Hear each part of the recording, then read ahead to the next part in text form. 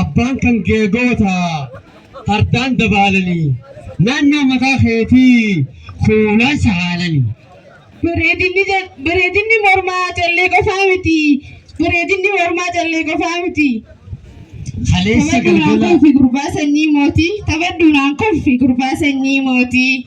Kaleessa galgala yeroo wajjin teenyu ani qalbiin qabu sama kan kee eenyu. Si birbirsa kanaa gurbaa dheeraa loho maqaa qofaa miti fudhadhu lubbuuto maqaa qofaa miti fudhadhu lubbuuto. Abshir asiniin gaddeema karaa ergoota hamma keenyaan jirtu naannoo harkaan foota. Keenya haramaayaa hara laga walkaa lamee wal jaalate manaamaa wal harka lamee wal jaalate manaamaa wal harka. Sahayyee mureetiin matatti suuqadha meenatti anseekita kaasinuun gadha. Hoottu jettee meela yayyaamini jiraadduuniin dhufaa duutiin ansaamini jiraadduuniin dhufaa duutiin ansaamini. Keenya maayaasiti namoota wallaalu fuula keetiin oola hadaawwitii caalu.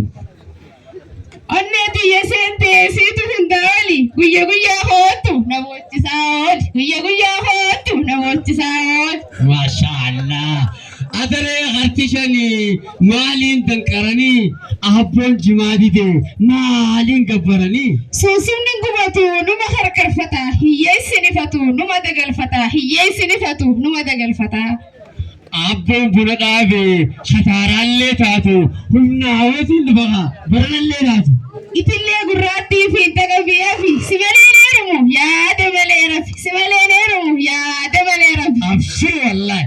Carcar keessa jira mukni seenaa qabu lameen wal jaalate turuus waliin dhabu.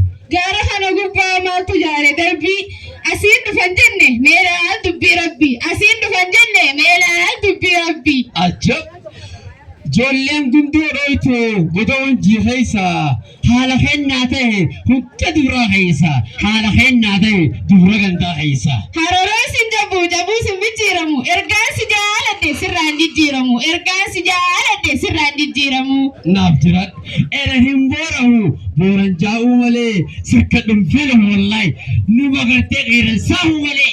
Ogaatiin gammoojjii lafti qonnan taane silaasiif hin kannaa lubbuun kannaan taane silaasiif hin kannaa lubbuun kannaan taane.